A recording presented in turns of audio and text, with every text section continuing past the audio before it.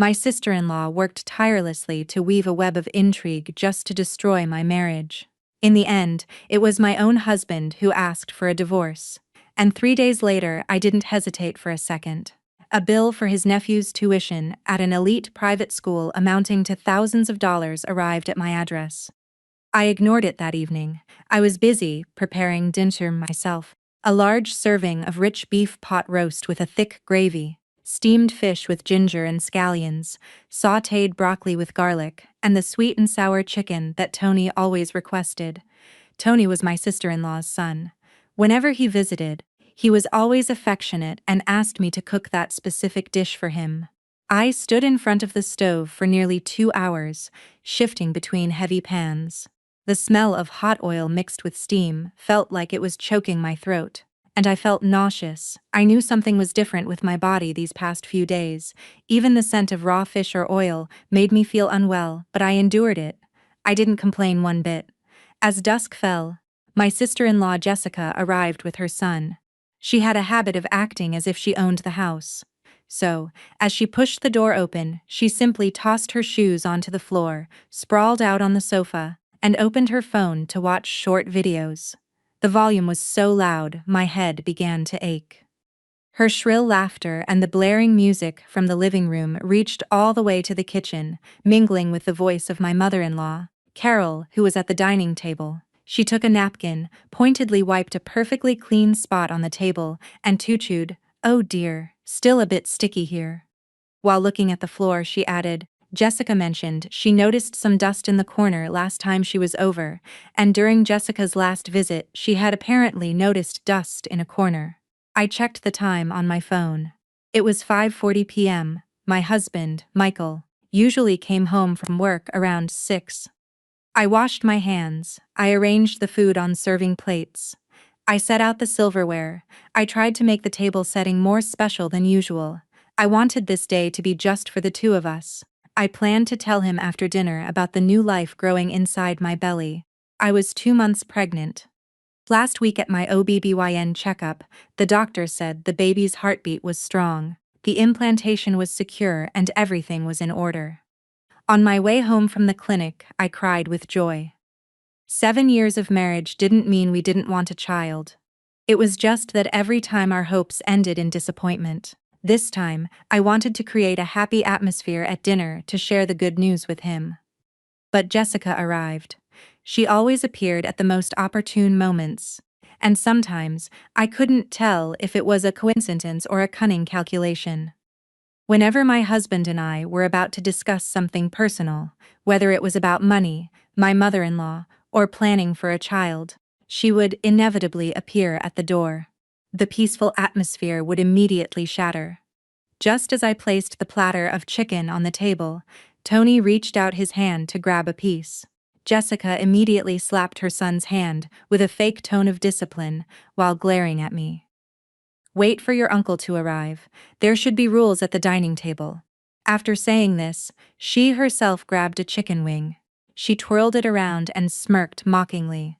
"It looks a bit burnt, probably too much sauce. If I were the one cooking, someone who earns a 6-figure salary, we wouldn't be eating this kind of food," she sneered. I said nothing. I just went back to the kitchen to get the soup. In this house, the more you explain, the more you make things difficult for yourself. If I said one word, Jessica would twist it into 10. If I reacted, she would immediately start crying, listing all she had done, her hardships, and how difficult it was to be a single mother, raising a child alone. My mother-in-law would instantly defend her daughter, and Michael would usually just remain silent. And sometimes that silence was more exhausting than any reprimand. At 6 p.m. the door opened. Michael walked in. His shirt was perfectly pressed, his hair was neat, and he carried a faint scent of expensive cologne. He would be turning 35 this year. He held the position of head of the technical department at a large IT company in Midtown Manhattan with an excellent salary. To everyone, he was a successful man responsible for his family. My mother-in-law boasted to everyone she met about how capable her son was, and how her daughter, despite a failed marriage, lived a comfortable life. Because her younger brother helped her. Michael greeted his mother and sister. He glanced briefly at me and went to the bathroom to wash his hands. Jessica immediately followed him. Her voice became soft and pleading as if pouring out all her suffering. Michael, I'm so glad you're here. Your wife has been shopping up a storm again. A delivery came this afternoon, 3 huge boxes. Money is hard to earn. It doesn't just grow on trees. Why does she have to be so extravagant? Michael came out of the bathroom, his brow furrowed. He looked at me. What did you buy this time? I was about to say they were things for my pregnancy, special food, loose-fitting clothes, and some books about motherhood. But when I saw Jessica standing beside him with her arms crossed, and my mother-in-law raising her head, waiting for my answer, I swallowed those words. I just bought some necessities. What necessities come in 3 large boxes? Jessica laughed. You just stay at home. You don't work. Your old house dresses and shorts are good enough. Don't be so wasteful.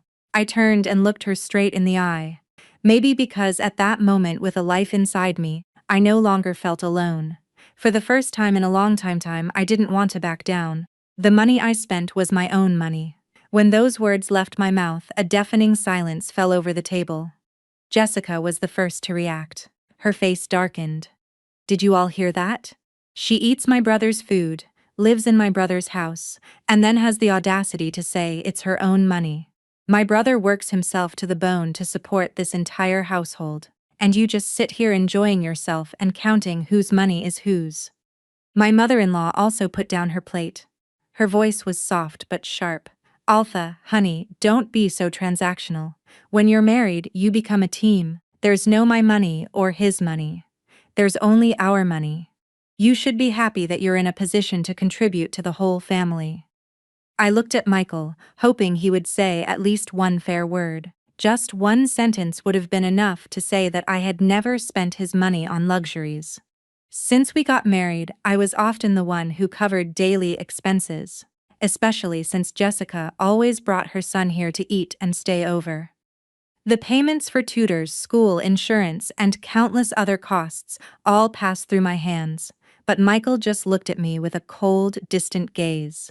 If you're going to talk like that, he said, maybe we should just get a divorce. I heard it and thought I had gone deaf. The word divorce was uttered so lightly, as if he were just dusting off his shoulder. Beside him, Tony took the opportunity to snatch a piece of fried chicken and began to eat greedily. Jessica smirked slightly. It was so fast, but I saw it. My mother-in-law continued sorting the rice as if nothing had happened, as if that sentence were just ordinary dinner conversation.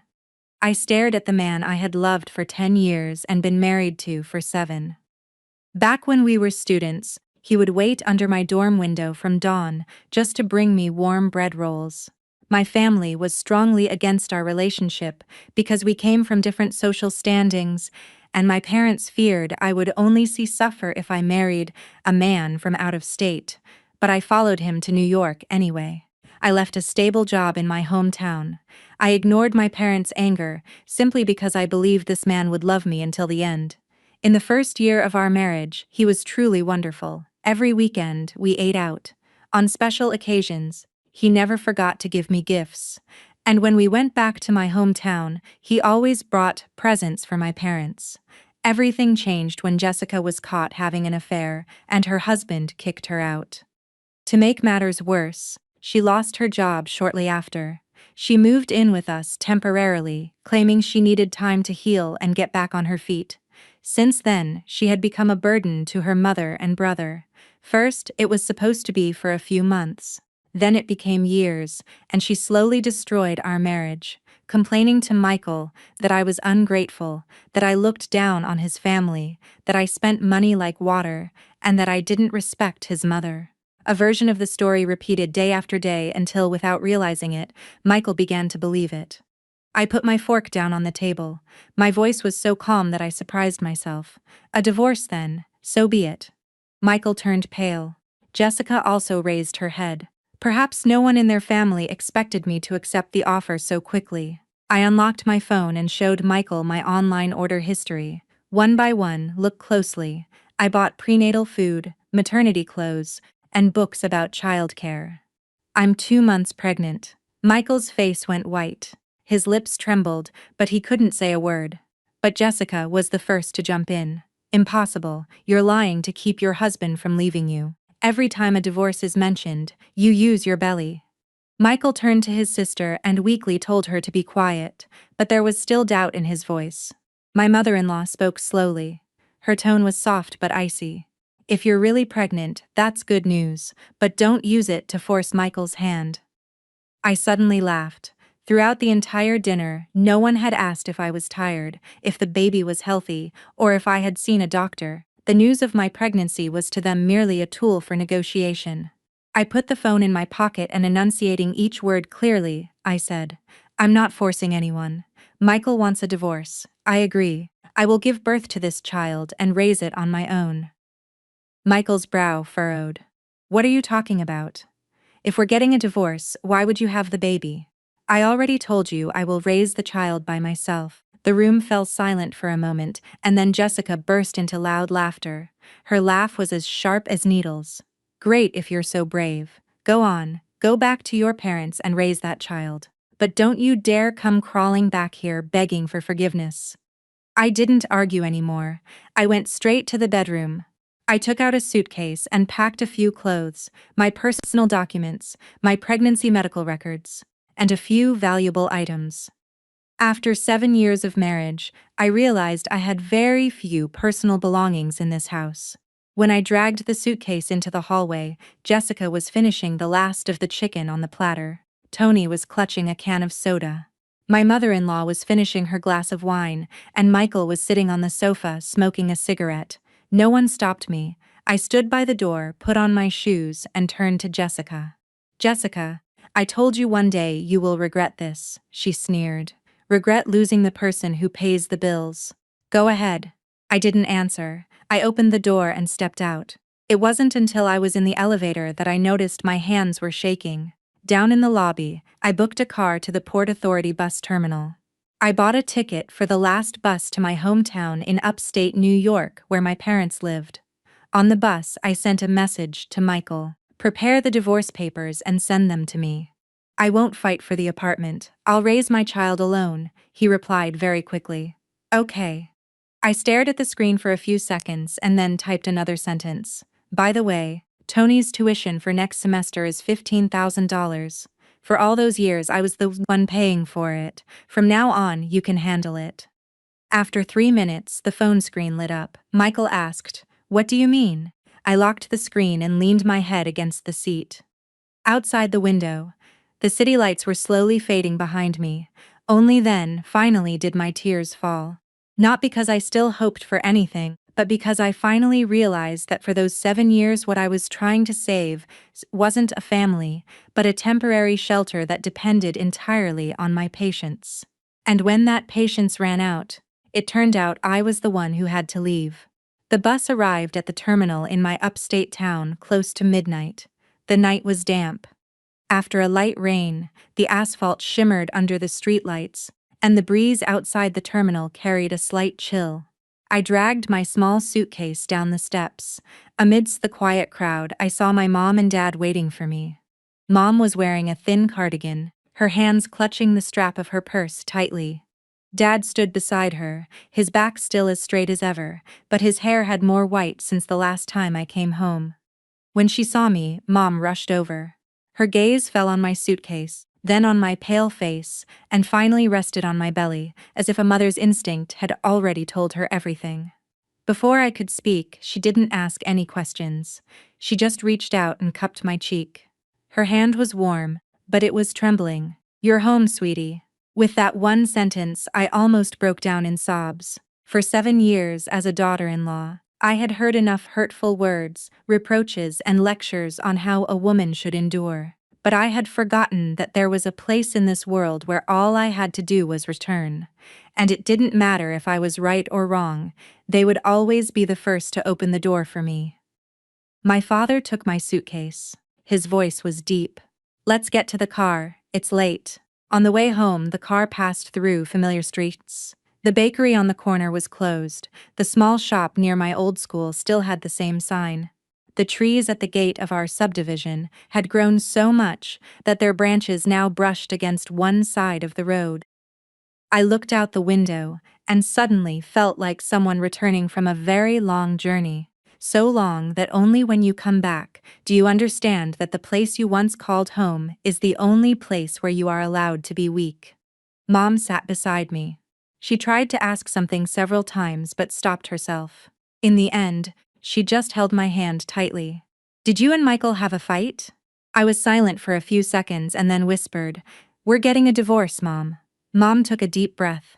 My dad's shoulders, visible as he drove, tensed slightly, but he didn't turn around. I continued as if afraid that if I stopped, I wouldn't have the courage to go on. "I'm 2 months pregnant. I want to have this baby. If Michael doesn't want it, I'll raise it on my own." It became so quiet in the car that I could hear the gentle swish of the wipers on the windshield. Mom looked out the window, wiping the corner of her eyes.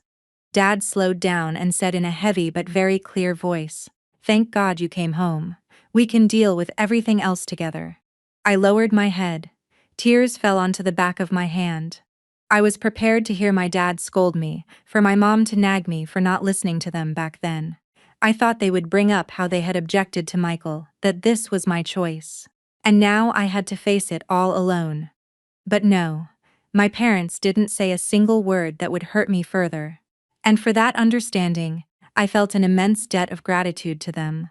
When we got home, Mom took me to my old room. In 7 years it had barely changed. The floral curtains, the desk by the window, the bookshelf where some novels I never finished in college still sat. Mom had already laid out clean bed sheets, and on the table was a picture of warm water and some crackers. She paused at the door, looked at me, and said softly, "Honey, if you want to cry, you can cry tomorrow. If you want to talk, we'll talk, but for now, just get some sleep." I nodded.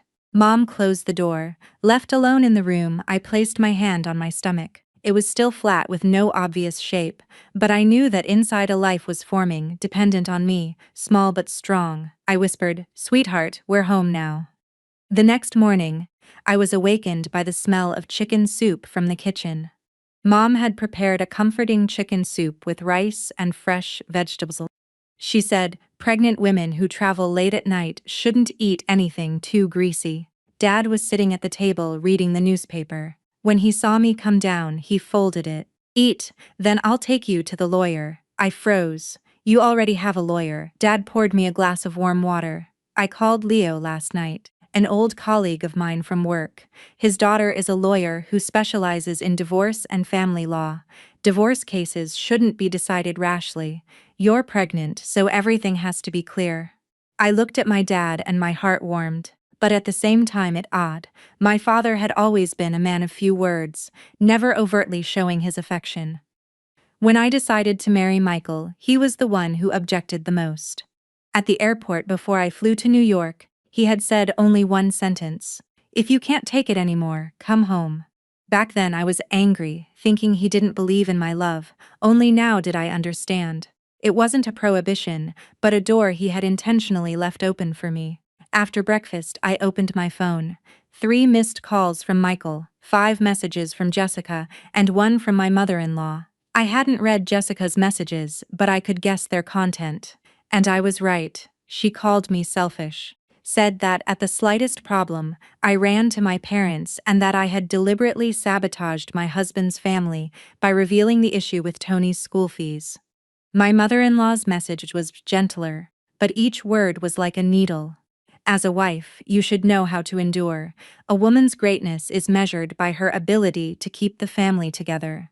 Think about the stress this will cause everyone. Altha, a messy divorce is the last thing anyone needs, especially with a baby on the way.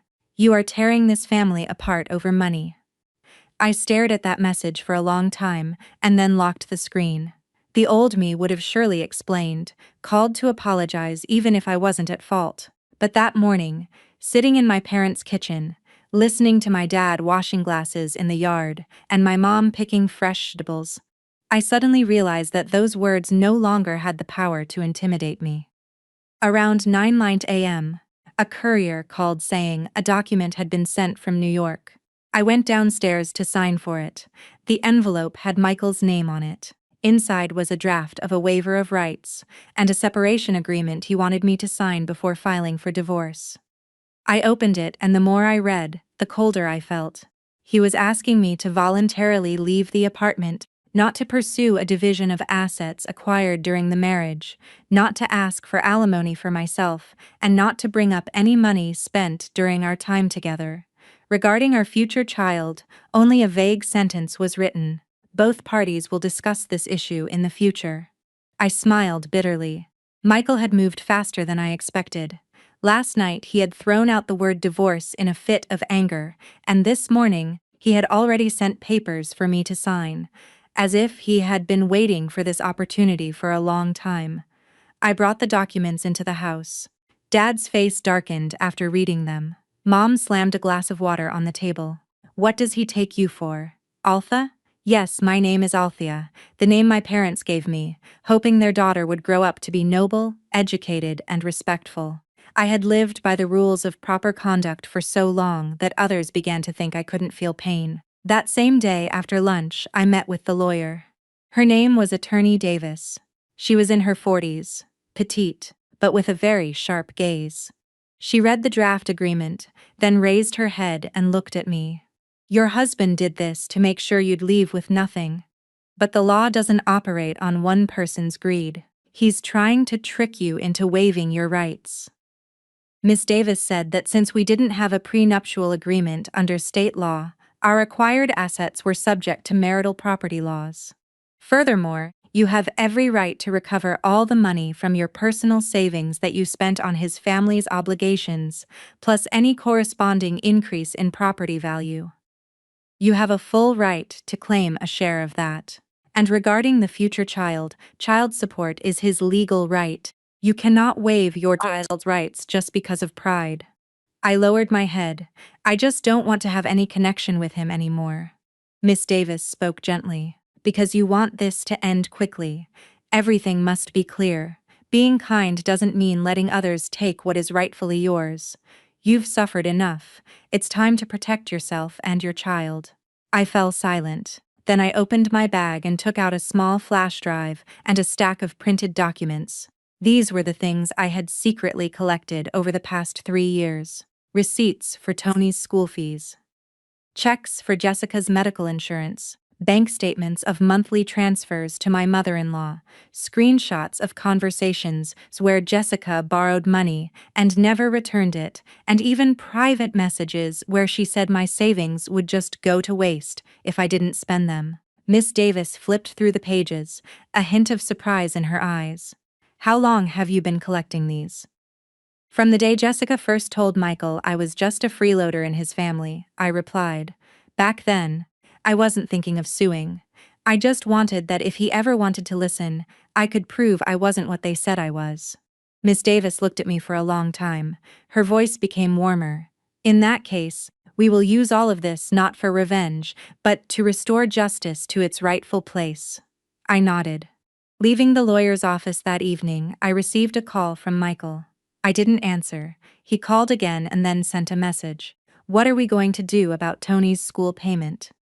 The administration sent a notice to my office. Don't put me in such an embarrassing situation. I stood under the blooming trees outside the office, watching the leaves fall onto the sidewalk, and replied briefly. "From now on, paying for your sister's son's school is your responsibility. I used to pay out of goodwill as family. Now that goodwill is gone." This time, Michael didn't reply immediately. Maybe he was doing the math. Maybe for the first time, he saw the figure tens of thousands of dollars in front of him and realized that for all those years, what he considered my obligation was actually built on my family's blood, sweat, and tears. That night, Mom brought me a glass of warm milk in my room. She sat on the edge of the bed and stroked my hair, just like when I was a little girl. "Althea, Mom isn't afraid of you getting a divorce. What I'm afraid of is you continuing to suffer because you're scared of what others will say." I leaned my head on my mother's shoulder. For the first time in many years, I didn't feel alone. Somewhere in New York City, Michael was probably furious. Jessica was likely screaming that I was ungrateful. My mother-in-law was probably complaining to relatives about how shameless I was. But here in my old room, my mom was beside me, my dad was quietly arranging everything for me, and the child in my womb was reminding me that my life doesn't end with one wrong marriage. That night, I couldn't sleep right away. Lying in my familiar bed, I stared at the ceiling where a small crack still existed from my high school days. I suddenly felt lighter. Not because all the problems were solved, but because I no longer had to force myself to be liked by anyone. To say these feelings out loud might sound selfish, but only someone who has suppressed themselves until they've forgotten who they are can understand how precious it is to finally breathe freely. The phone next to my pillow vibrated a few times. I didn't need to look to know who was calling. Michael called 2 more times and then gave up. A short message followed. There's no need to blow this out of proportion. We can talk about everything. I stared at those words for a long time. In the past, whenever he said we could talk, I was always the one to give in. I would talk, he would listen, but he would still choose to believe others. Now that I didn't want to talk, he suddenly brought up talking. Some things are just too late, and any conversation would be too late as well. I didn't reply. I turned off the phone and placed my hand on my stomach. The baby wasn't kicking yet, but I could feel its presence like a strong thread pulling me back to reality. I whispered so softly it was almost to myself. Mom won't let you live in these conditions. The next day, I went with my dad to the lawyer's office again. Miss Davis had prepared our response to the divorce petition. She explained every point to me where my legal rights were, and where Michael's legal obligations, which he could not escape. Lay, you have to stand firm, she said, her tone calm but certain. This isn't about taking what isn't yours. It's about a fair division. You are not taking his property, you are only taking back your share. I nodded. The words were logical, but not so easy to accept. For 7 years, I was used to stepping back. I was used to thinking that in a family, there shouldn't be petty calculations. But in the end, because I didn't count, they assumed it was all theirs. Miss Davis opened her laptop and showed me the list of expenses I had given her. Each number appeared on the screen, clear, cold, and emotionless, but it made my heart beat faster. The amount of Tony's tuition each year, monthly support for my mother-in-law, insurance payments for Jessica, money for groceries, apartment repairs, medical treatments. It all added up to a sum I had never tried to calculate. You spent over $40,000 of your own money in 7 years, Miss Davis said. And during this time, you had almost no personal income. All of this came from your personal savings before you got married. And this is the main argument. I stared at those numbers and in my mind, every event replayed. When Tony entered 1st grade, Jessica cried, saying she had no money for the down payment on the school.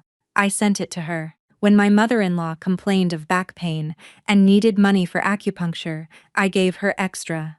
When Michael said we needed to save more to pay off the mortgage faster, I became even more hesitant to touch his money. When I was doing all of this, I considered it a natural duty for a wife.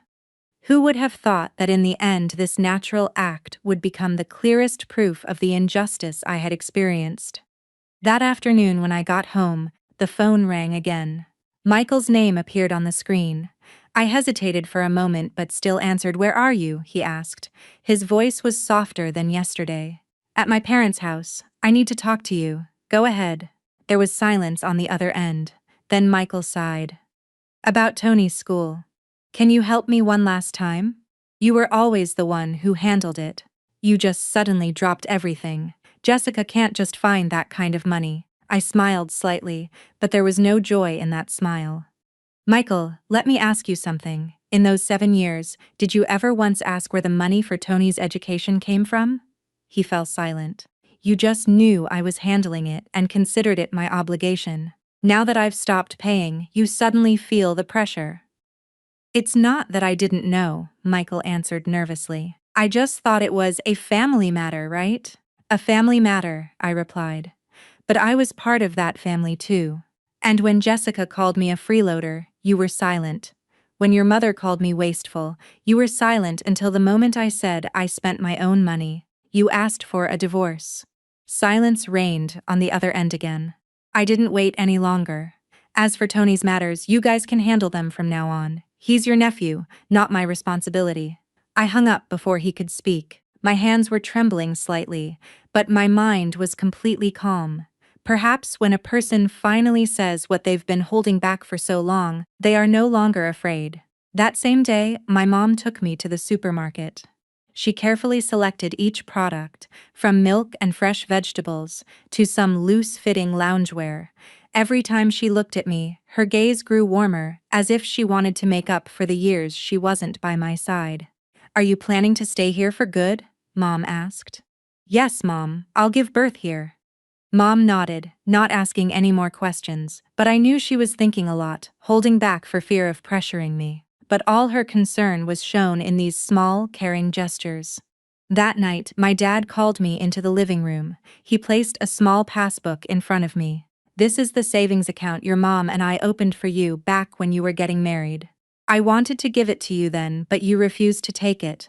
Now take it." I was stunned. "Dad, I don't need it. I still have my own money." Dad shook his head.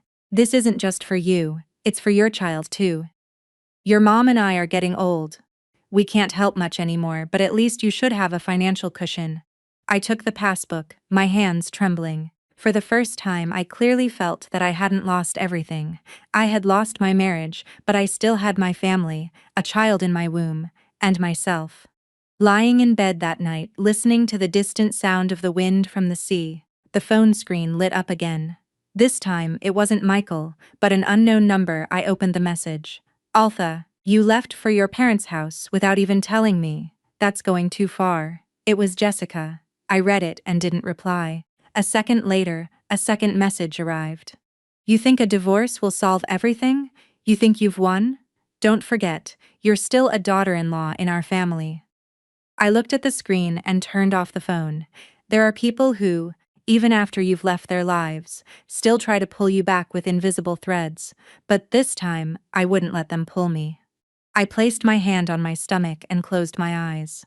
Outside the window, the wind hummed in sync with the breathing of my own hometown. I knew there was still a lot to do. Many difficult days ahead and unavoidable confrontations, but somehow from now on, I chose to be on my own side, and I would not look back. The following days passed without the scandal I feared. No one came to our house to make a scene. No shouting, no fighting, like the stories you often hear from acquaintances. Everything happened in silence. And that silence made me understand that when a person's heart grows cold, everything can collapse completely and without warning, even without harsh words. I began to get used to the rhythm of life at my parents' house. In the morning, I would wake up with Mom. We would go to the market to pick out fresh vegetables and fish. In the afternoon, I would help her cook, and in the evening, I would sit in my room reading books and writing down what needed to be prepared for the baby's arrival. Things that seemed boring to me now provided a deep sense of peace. My belly began to grow slightly. Every time I looked in the mirror and saw these small changes, my heart filled with a quiet joy. This baby was growing every day, oblivious to the turmoil of the adult world. It didn't know its parents were separating. It didn't know about the fights outside this house. All it knew was how to depend on me for life. Thinking of this, I understood that I needed to be stronger. One afternoon, as I was sitting and calculating the estimated expenses for the coming months, my dad called me into the living room. On the table was a large envelope. My name was written on it. I immediately recognized Michael's handwriting. "He must have sent more documents," Dad said in a level voice. I opened the envelope. Inside was not a new draft of the agreement, but a thick folder of documents bearing the seal of the law firm Michael had hired. I looked through the pages. The essence was still the same, but this time, some more detailed points had been added, including a clause that in the case of deliberate delays to the divorce process, or the filing of unjust demands for the division of property, the husband's side would consider the possibility of filing a countersuit. I stopped reading, not because I was surprised, but because now I could see Michael's true character more clearly. He was no longer the man who used to wait for me under my dorm window. Now he was in the position of someone ready to defend his interests by any means, even if it meant making me his enemy. My mom, standing beside me, glanced at a few pages and shook her head. "He's deliberately trying to pressure you, honey." My dad was silent and then he spoke. "The more he pressures you, the more we must strictly follow the law. They won't leave you with nothing." I nodded. The next day, I took the documents to Attorney Davis. She studied them carefully and placed the papers on the table. "He's trying to pressure you emotionally," she said. "But as long as we have sufficient evidence, they can't do anything." "I just don't want this to drag on," I admitted honestly. "I just want it to be over because you want this to end quickly. We must be careful. Michael thinks you'll weaken. If you back down, they will attack. If you stand firm, they will have to adjust." I thought for a moment and asked, "What's our next step?" "We will prepare our own petition for divorce," she answered firmly. "We will use financial abuse and psychological incapacity as strong grounds to expedite the process. We won't wait for them anymore. We will be the first to act."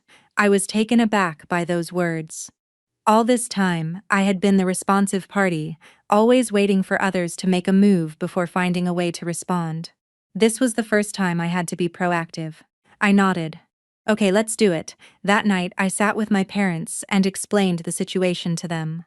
Dad didn't ask many questions. He just listened and occasionally nodded. In the end, he said only one sentence: "Act according to the law. Don't be afraid." Mom held my hand. Her voice was soft but firm. "You're not alone anymore." Those two sentences were enough to make me feel strong. 2 days later, the petition was officially filed with the court. It included the request for the dissolution of the marriage, the division of marital property according to the law, and the establishment of obligations for child support after the baby was born. Additionally, Miss Davis asked the court to consider the expenses I had made during the marriage from my personal funds as a basis for the division of assets. After filing the petition, I stood outside the courthouse, watching the people pass by. I didn't feel as heavy as before. I knew that from this moment on, a new chapter had begun. This was no longer an internal family conflict that could be resolved behind closed doors, but a case that had to be examined by the court. That afternoon, Michael called. I answered. "You filed a case?" he asked directly. "Yes." There was silence on the other end. "Alpha, what you did is beyond all bounds." I laughed bitterly. Where exactly did it cross the line? Why do family problems have to be brought to court? What will people say? "It doesn't matter what people say," I answered slowly. "What matters is," Michael sighed.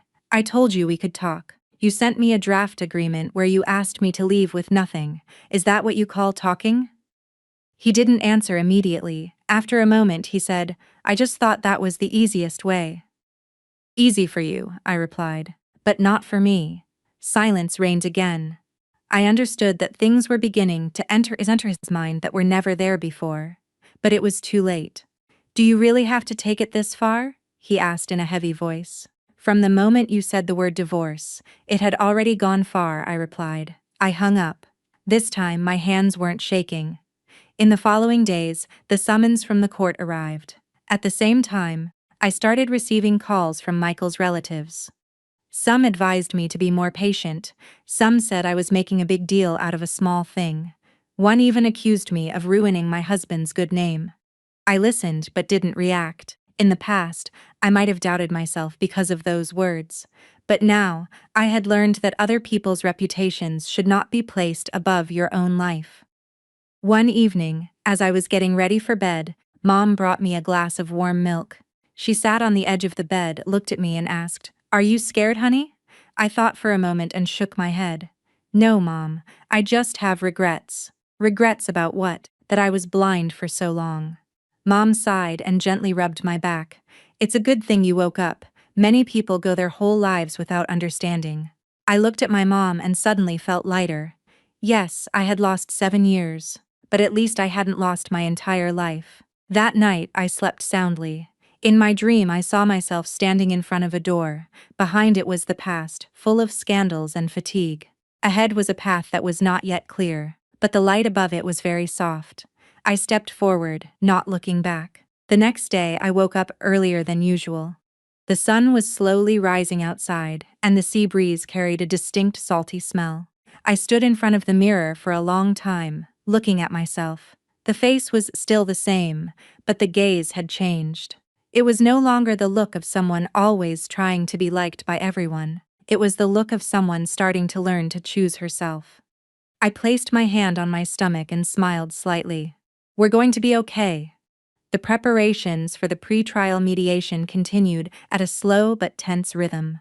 On the outside, my life seemed like the ordinary life of a pregnant woman. Regular meals, doctor's visits, occasional walks with Mom at the market.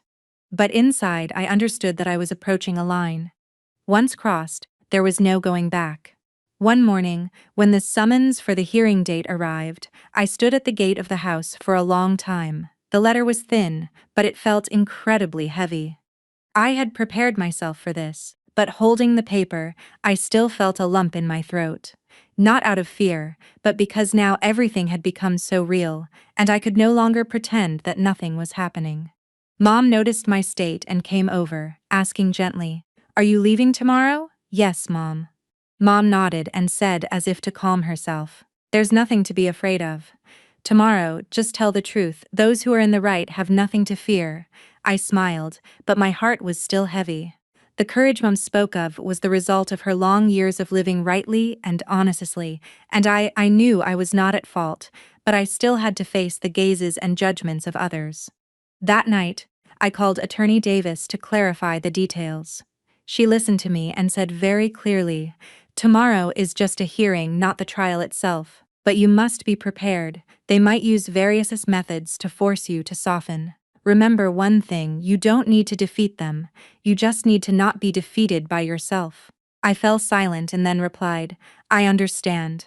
After hanging up, I sat alone in my room, my hands resting on my stomach. The baby had started to make its presence felt, not with kicks, but with the very fact of its existence.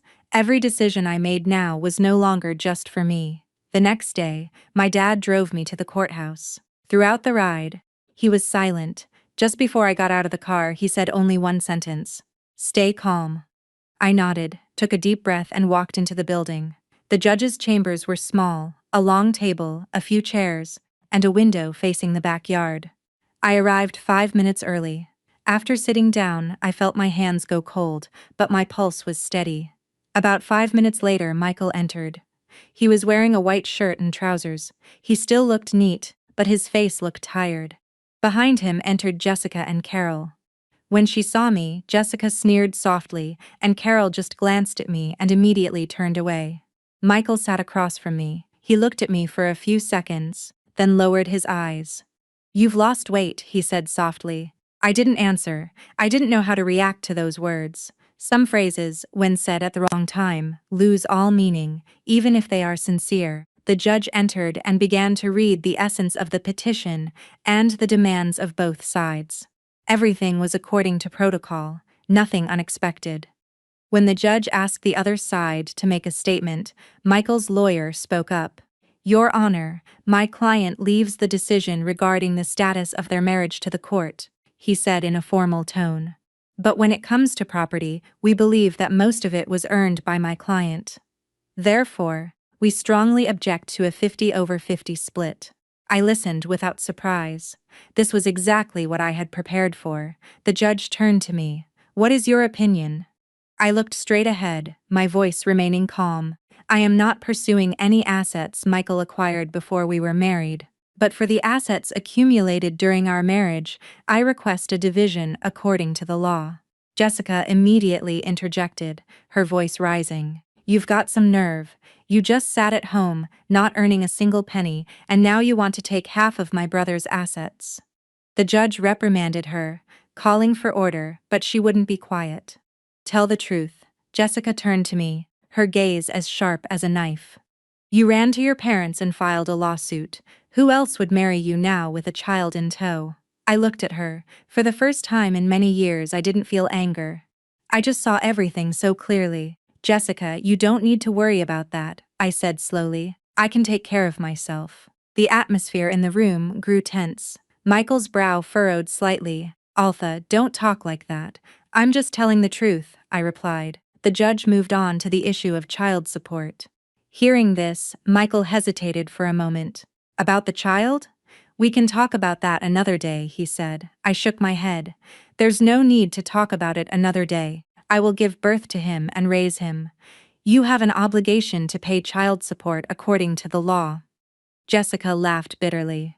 You talk as if you're 100% sure it's my brother's child. That sentence silenced everyone in the room. I looked her straight in the eye, not breaking my gaze. Jessica, you should be more careful with your words. Michael turned to his sister, his voice low but clear. That's enough. It was the first time in the entire hearing that he had truly defended me in front of his sister, but I felt nothing. If that sentence had been said years ago, the story might have been different. The hearing lasted almost an hour, but no agreement was reached. The judge decided that the case would proceed to a formal trial. As I stood up to leave, I felt a slight sense of relief.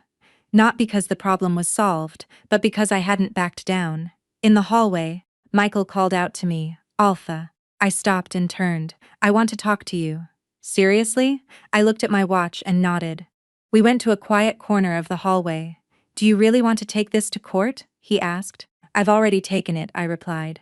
He fell silent. Then he said softly, I didn't expect it to turn out like this. I looked at him and there was a strange, hard-to-explain feeling in my chest. It wasn't resentment or leftover love. How did you expect it to turn out? Michael couldn't answer. Maybe we can just forget about the money, he continued, his tone lowering. Let's just separate amicably. I slowly shook my head. I've been forgetting about it for 7 years. That sentence wasn't said loudly, but it was enough to end the conversation. I turned and walked away. This time, I didn't hear him call me. Outside the courthouse, I saw my dad. He didn't ask anything, just looked at me as if to make sure I was okay. I smiled. It went well, Dad. He nodded and opened the car door for me. On the way home, I looked out the window. The city was still the same. People were still rushing about their business. Cars were running. Nothing had changed. Only I had changed. I placed my hand on my stomach and closed my eyes. This fight wasn't over, but I was no longer afraid.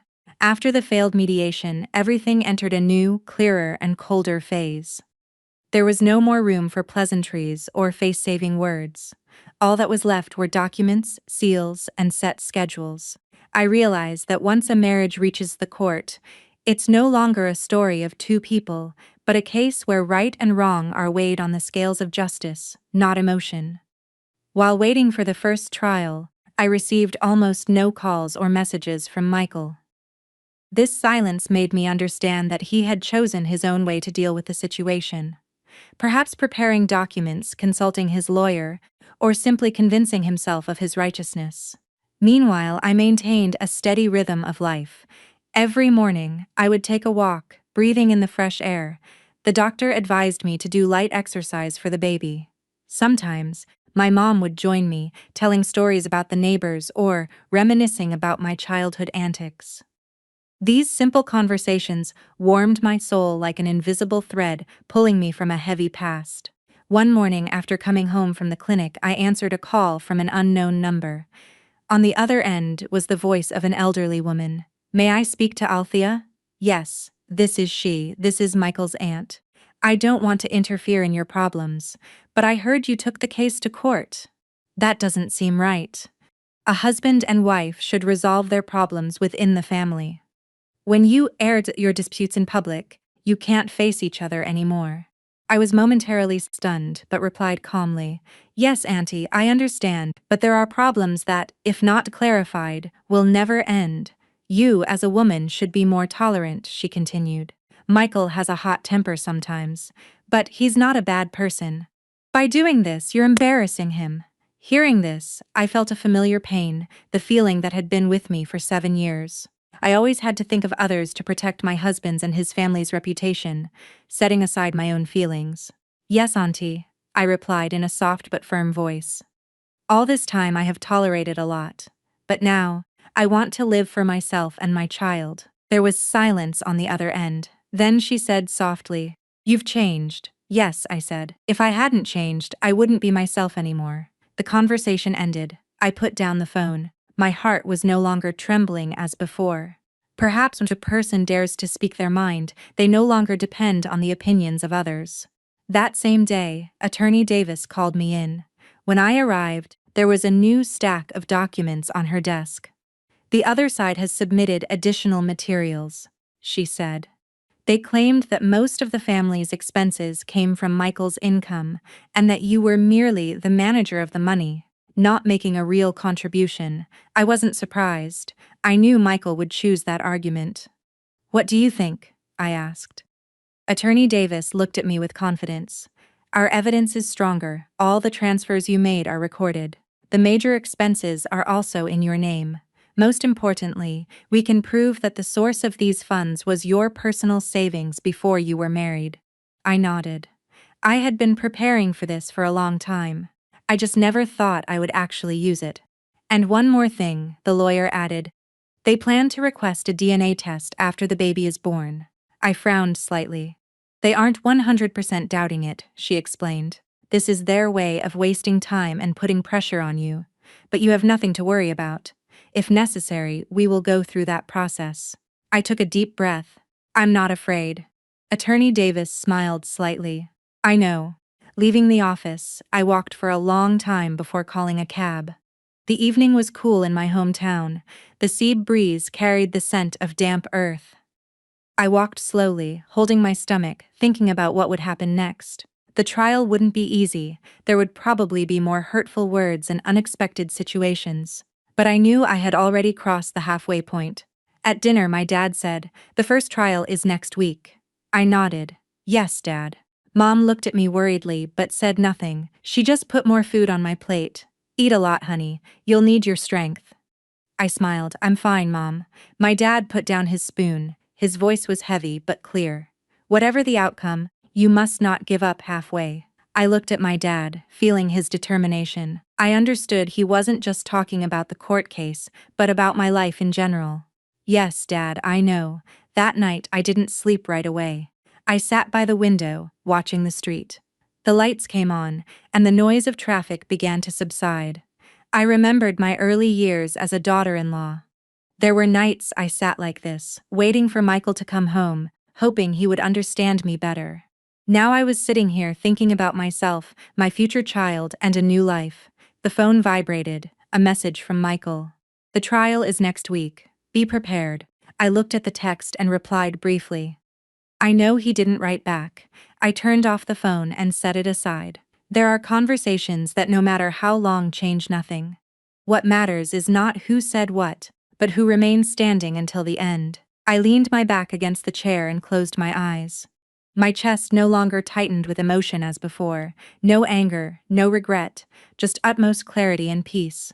Perhaps this is what it's like when a person truly lets go of a situation. I placed my hand on my stomach and whispered softly, "Mommy will be with you all the way." Outside, the wind blew gently, carrying the chill of the night. I took a deep breath, stood up, and turned off the light. Ahead was a new path, and I knew I would not look back. On the morning of the first trial, I woke up earlier than usual.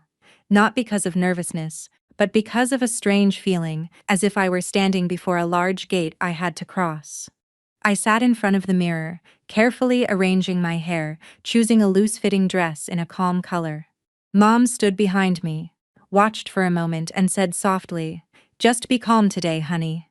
Just say what you truly went through." I nodded. Perhaps the word truth had never been so important to me.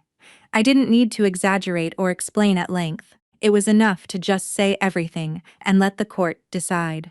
My dad drove me to the courthouse. He was mostly silent during the ride, only reminding me to eat breakfast and conserve my energy. I understood his silence was not a lack of concern. He just knew I needed quiet to think. Entering the courtroom, I saw Michael already seated in his place. He was wearing a dark suit, his hair neat, but his face was weary. Beside him were his lawyer and Jessica. Carol sat in the back, her gaze filled with resentment. I sat in my place next to Attorney Davis. She gave me a slight nod as if to confirm we were ready. The trial began according to protocol. The atmosphere became more serious and tense as the judge started reading the case materials. Every question, every recorded answer, there was no room for emotion. Everything had to be clear. When it was our turn, Attorney Davis stood up. Her voice wasn't loud, but it was incredibly persuasive. My client Althea, for 7 years of marriage, not only performed all household duties, but also used her personal funds to pay for a significant portion of the family's expenses. We have concrete evidence for every payment. Therefore, we asked the court to fully consider her financial contribution in the division of marital assets. She handed the court copies of the bank statements. One by one, I looked at those numbers without emotion. I had accepted the fact that what I once gave willingly must now be examined with justice. It was Michael's side's turn. His lawyer stood up and presented his objections. He spoke for a long time. The gist was that the majority of the family's income came from Michael and I was merely a financial manager. According to him, the expenses I made were voluntary. I listened without interrupting. I knew that in court, everyone has their own version. What mattered was not who said more, but who had evidence. When the judge asked me directly, I stood up. My voice remained steady. During our marriage, I did not have a stable income because I left my job to join my husband in New York. However, I had personal savings before we were married, and a large portion of the family's expenses came from this. I do not deny my husband's income, but I do not agree that all my efforts and investments should be devalued. After my words, there was silence in the court. I didn't look at Michael, but I could physically feel his gaze.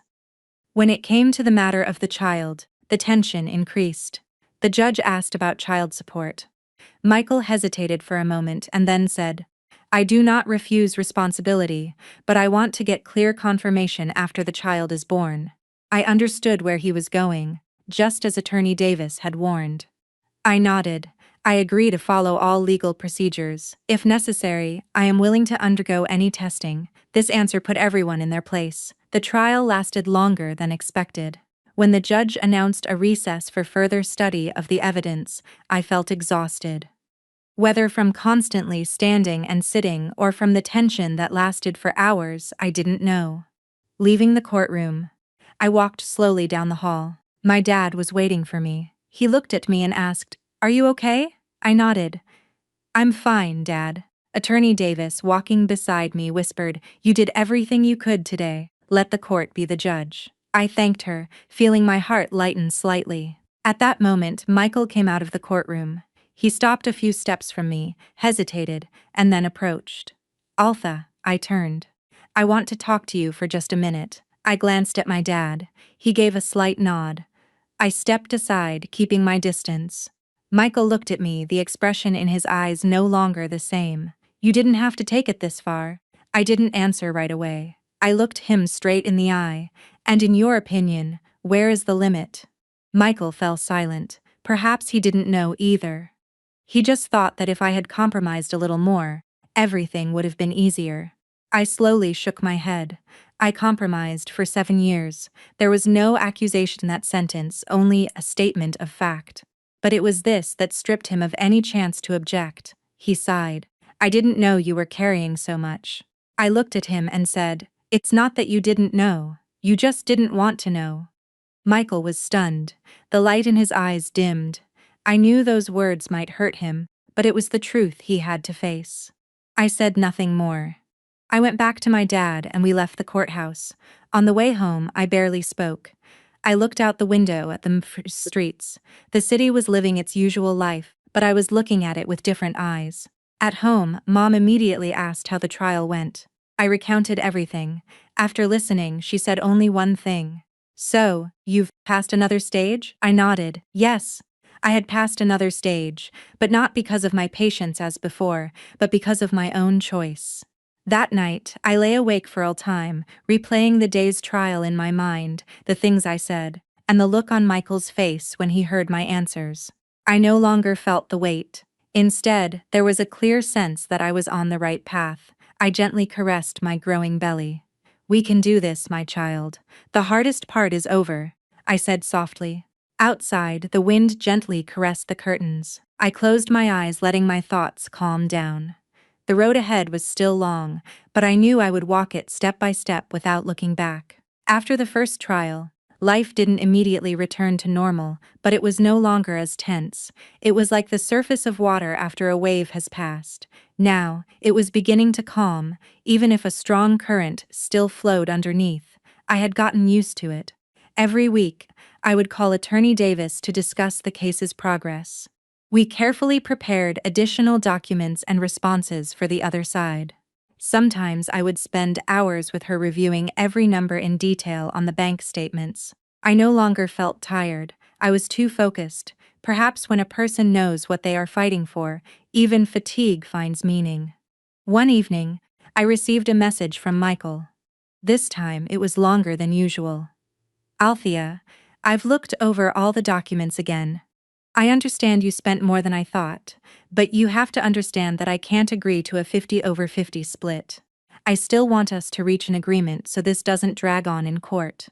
I read the message, put the phone aside, and didn't reply immediately. I no longer reacted rashly. I gave myself time to think, not out of doubt, but to ensure my decision wasn't based on a sudden emotion. That night, I told my parents about the message. Mom sighed. Only now does he understand how much you spent, but he still doesn't want to take responsibility.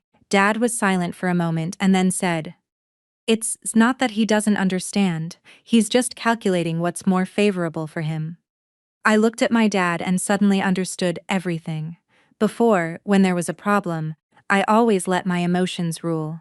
I thought if I was kind, people would appreciate it, but in reality, it doesn't always work that way. Some people will understand, but others will choose the path that only benefits them, even if it hurts others. I picked up the phone and replied to Michael. You had a chance to negotiate before I filed the case. Now everything is under the law. I'm not changing anything. After sending the message, I felt an incredible sense of peace. Not a single shred of doubt. The next day, I went for a regular checkup. The doctor said the baby was developing well. All indicators were normal. Looking at the small image on the ultrasound screen, I smiled. In the midst of all the chaos, the baby continued to grow each day as if living in its own world, oblivious to the turmoil outside. Leaving the clinic, I went into a small coffee shop near the coast. I sat in my favorite corner, ordered a warm drink, and opened a small notepad. Since returning to my hometown, I had gotten into the habit of writing down my thoughts, not to remember, but to better understand myself. While writing, I heard a familiar voice. Looking up, I saw Andrew, my old classmate. He looked the same, tall, slim, with a friendly face, only his gaze had become more mature. Alpha, he greeted. I was slightly surprised. Andrew, it's been so long. He pulled up a chair and sat down. After the usual pleasantries, he looked at me and said, I heard your story. I wasn't surprised. This kind of news always gets around, even if it's not told directly. I'm okay, I said. Andrew nodded. I know you're okay, but not everyone could endure what you went through. I smiled weakly. It's not about strength. I just had no other choice. He fell silent and then said, Back then, when you decided to marry Michael, I thought you would suffer. I looked at him, feeling no resentment, only a slight regret. Why didn't you tell me then? And if I had, would you have listened? Andrew replied. I laughed, not answering. I already knew the exact answer. We talked for a little while longer. Andrew didn't delve into the details of the divorce. He talked about his job and his decision to move back to our hometown. This light conversation made me feel more comfortable. As we were about to leave, Andrew said, If you need any help, just let me know. I nodded. Thanks, Andrew. On the way home, I thought about that meeting, not because of Andrew himself, but because of the feeling of seeing someone who knew me before all this nightmare. Back then, I was myself, not weighed down by the roles of wife, daughter-in-law, and the person who had to shoulder all the problems. When I got home, I found my mom cleaning the living room. She looked at me and asked, Why do you look so happy? I smiled. Mom nodded, not asking questions, but her gaze warmed. It was enough for her to see that I felt a little lighter. That night, I received a notice from Attorney Davis. The date for the next trial had been set. There was little time left, and a final decision was near. I sat alone in my room, looking at the letter. I wasn't as nervous as before. I was ready. The road wasn't easy, but since I had come this far, I wouldn't stop. I felt a slight kick from within, as if the baby was also waiting for this moment. "It's almost over, my child," I whispered. Outside, the sea breeze carried familiar sounds. I closed my eyes, letting my heart calm down. Something had to end to make way for something new. The second trial took place on a cloudy morning. The cool weather was calming, but at the same time, it made one feel alert. I arrived half an hour early and sat on a long wooden bench in the courthouse hallway. Both hands rested on my stomach, feeling the life within me. My dad had driven me, but chose to wait outside the gate, repeatedly lighting the same brand of cigarette. My mom had been giving me numerous instructions since early morning, from how to speak correctly to the need to take care of my health. But as I was leaving the house, she just whispered, "Do what you think is right." Those words still echoed in my mind. A few minutes later, Attorney Davis approached with a thick stack of documents. "Today might be more intense than last time," she said calmly. "Stay calm. We have all the evidence." I nodded. I was no longer the woman who silently waited while others spoke for her. Entering the courtroom, I saw Michael. His face was not as composed as before. He glanced at me, his gaze lingering on my stomach for a moment before quickly looking away. Beside him was Jessica, tense, the former arrogance replaced by caution. The trial began. This time, the atmosphere was heavy, like the calm before a storm. In the first part, the division of property was discussed again. Michael's lawyer argued that my contribution was not equivalent to my demands, but Attorney Davis didn't just provide numbers. She laid out every expense item, every transfer, and every receipt I had saved for 3 years. I saw how Michael's face changed as each amount was mentioned, from annoyance to silence, and then to shame when Miss Davis mentioned the amount for Tony's 3rd year of school. Perhaps at that moment, he realized that all my words were not empty. After the property issue, the moment I had been waiting for arrived. Attorney Davis stood up. Her voice was clear. "We asked the court to pay attention to Miss Jessica's actions of soliciting money from the petitioner for purposes inconsistent with what was declared. We also provide additional evidence that she used the family relationship for personal gain." The tension in the court reached its peak. Attorney Davis produced a document. "These are screenshots of a private message conversation between Miss Jessica and a friend, which she left logged in on a shared tablet at Althea's home." She read it out loud and clear. Jessica's sharp and calculated message: "Let them pay, she's a fool. When her money runs out, she'll leave on her own." A deafening silence filled the court. I didn't look at Jessica, but I knew she was sitting there paler than paper. The judge asked to stop the recording and asked, "Respondent, do you have anything to say?" After a long silence, Jessica jumped up, her voice trembling. "That's not mine. Those chats are edited." Attorney Davis was unfazed. "We are prepared to submit the device itself for digital forensic analysis if the court requires it." Michael turned to his sister. His gaze was filled with utter confusion. "Jessica, what does all this mean?" he asked softly. Jessica just turned away.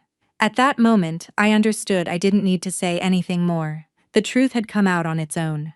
The trial continued, but I no longer felt the pressure. When the judge announced a recess before giving a decision, I remained seated, my hand on my stomach. I wasn't looking for a grand victory. I just needed justice.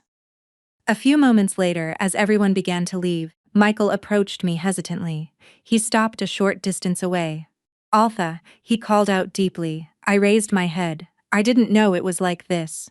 I looked at him and replied very calmly, "You didn't know, or you didn't want to know."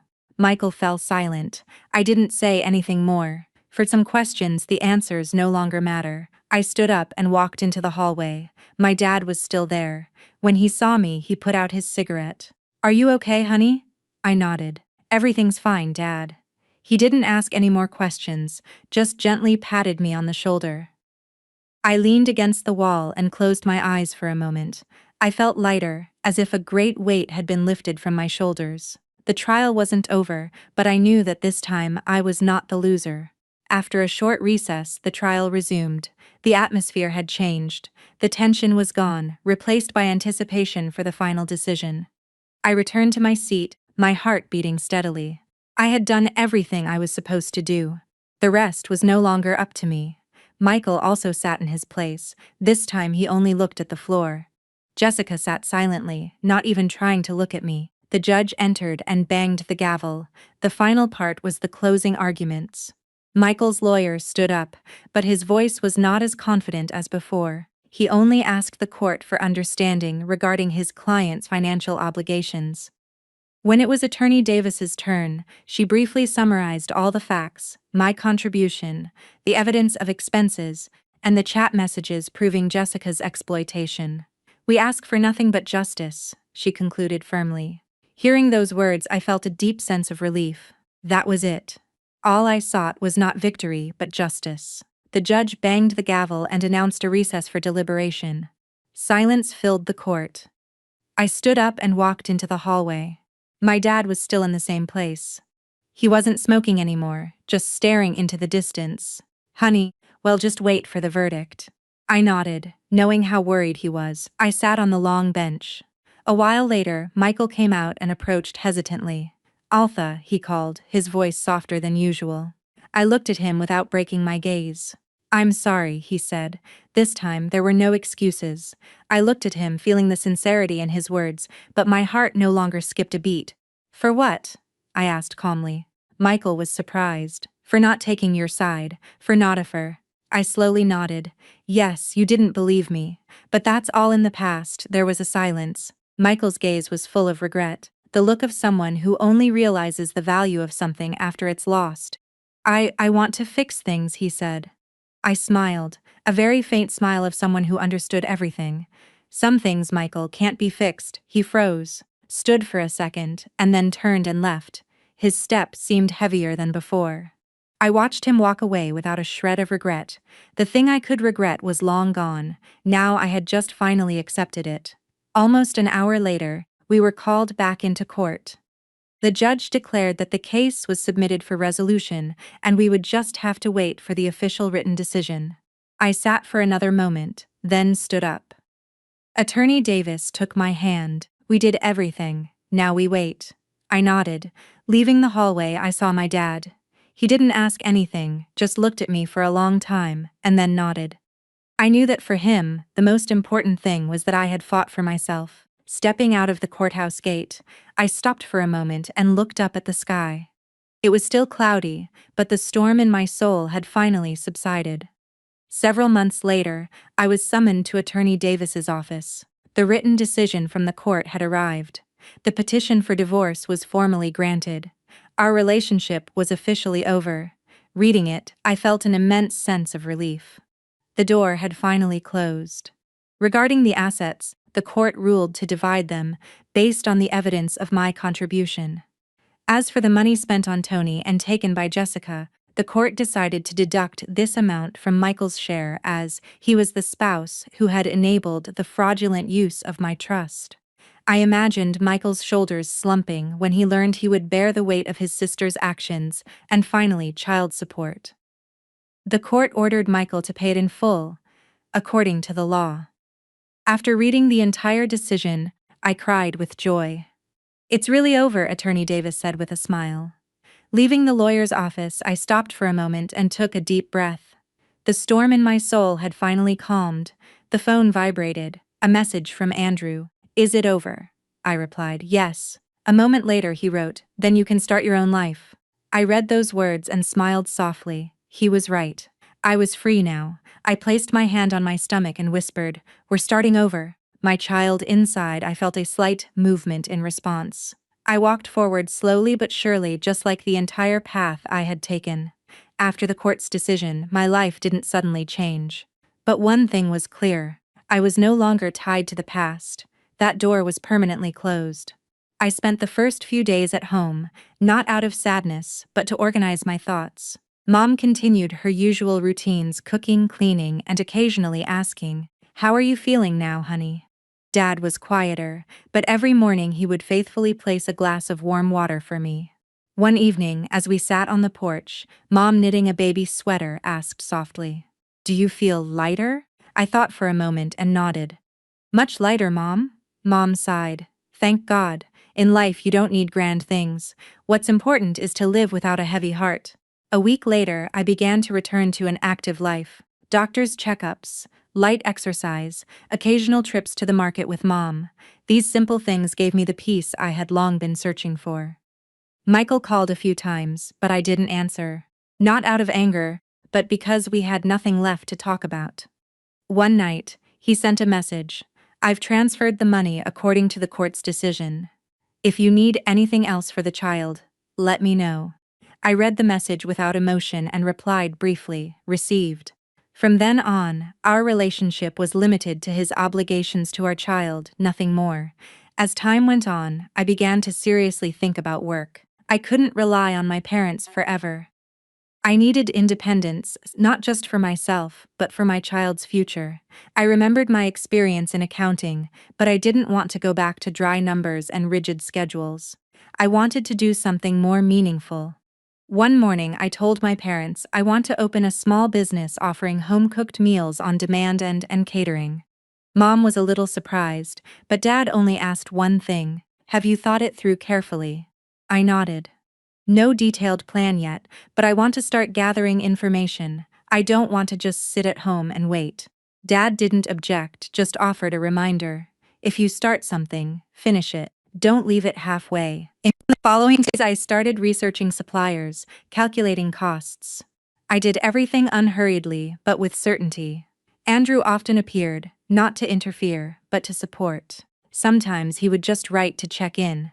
Sometimes he would send contacts for organic produce suppliers. One day, as we were looking at a small space for rent near the market, he asked, "Aren't you scared?" "Of what?" "Of failing." I thought for a second. Of course I'm scared. But if I don't try, I'll be more scared. Andrew nodded with understanding. In my 7th month of pregnancy, my belly was quite large, but I still tried to manage the preparations for my business opening. Dad drove me back and forth every day, and Mom always reminded me not to overwork myself. One night, Michael called again. This time, I answered. He asked how I was and if I needed help with the business. "That question is too late. I don't need it," I replied. He was silent, then said, "I know my words don't mean much anymore, but I'm truly sorry. I didn't argue or agree. I just said, okay." The brief conversation ended with Michael asking me to take care of my health. I hung up. My heart no longer fluttered. It was really over. A few weeks later, my mini catering business was finally ready. I didn't organize a big celebration for the opening. I just invited family and close friends. Mom cooked a celebratory dish. Dad hung the sign, and Andrew came early to help set up. "It looks great," he said with a smile. That night, after all the guests had left, I sat alone in my small establishment. The yellow light of the lamps illuminated the quiet space. I placed my hand on my stomach and whispered, "Mommy did it, honey." In response, I felt a slight kick. I felt so warm. The road ahead was still long, but I was no longer afraid because I knew I had enough strength to walk it. The last days of pregnancy passed peacefully. The business was gradually growing, and I reduced my work hours to get more rest. One morning, the first pains began. Mom quickly prepared everything, and Dad drove us to the hospital.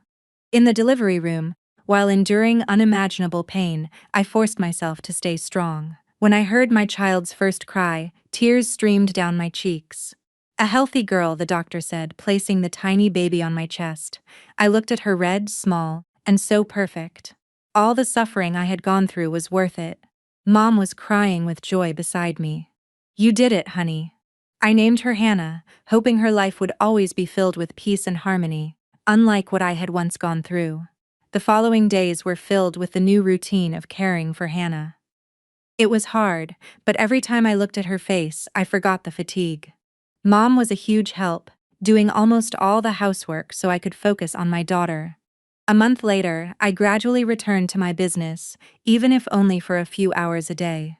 Andrew still visited it often, sometimes bringing fruit, sometimes just to chat. One day while I was holding Hannah, he said, "She looks just like you." I smiled. "I hope her personality isn't like mine used to be." Andrew looked at me. "But if her personality is like yours now, that would be wonderful." I just smiled in response. Time passed. Hannah grew into a cheerful child. One day I received a message from Jessica. She wanted to meet. I hesitated but eventually agreed. We met at a coffee shop. She looked completely different. Her face was dull, tired, and thin. I was wrong, she said softly. I didn't feel pride or anger. It's good that you understand that. I'm not asking for forgiveness, she continued. I just want to say it for closure. I nodded. That's enough. She was surprised by my calm reaction. You don't hate me? I thought for a second. Before? Yes, but not anymore. I'm too busy with my own life. Jessica looked at me for a long time and then nodded. You're stronger than I thought. Leaving the coffee shop, I felt completely free. I picked up Hannah from daycare. When she saw me, she laughed happily. I hugged her tightly. It's all over, my child. That night, Andrew came with a gift for Hannah. A small silver bracelet for good luck, he said. I looked at Andrew, then at Hannah, and my heart filled with warmth. Life isn't always easy, but after passing through the storm, we appreciate the rainbow even more. I am no longer the woman from 7 years ago who could only silently swallow her grievances in the kitchen. I am the Althea of today, capable of standing on her own 2 feet, choosing her own path, and knowing what she deserves. As night fell, I put Hannah to sleep and sat by the window, watching the city lights. I smiled. In life, losses are inevitable, but because of them, we learn to hold on tighter to what is truly ours. And this time, I will not let go. Reflecting on this whole story, I understood something that perhaps everyone should learn. Patience directed at the wrong people only becomes a reason for them to continue to oppress you. The old Althea endured not because she was weak, but because she believed. She believed in family, in love, in loyalty, but life is not built on one person's faith alone. It depends on the true character of the people by your side. My mistake was not in loving or sacrificing, but in trusting people who were not worthy. But because of this mistake, I discovered my true worth. They say kindness is rewarded with kindness, but sometimes that kindness only comes after we have gone through pain and loss. This grace is not just luck. It is the result of awakening. In retrospect, Jessica paid for her greed. Michael, he wasn't a complete villain, but he lacked the courage to stand up for the truth. And a man who cannot protect his small family ultimately loses it. And me, what I received was not justice according to the law. It was a new life. A life where I no longer have to pretend to be liked by anyone. A life where I know my own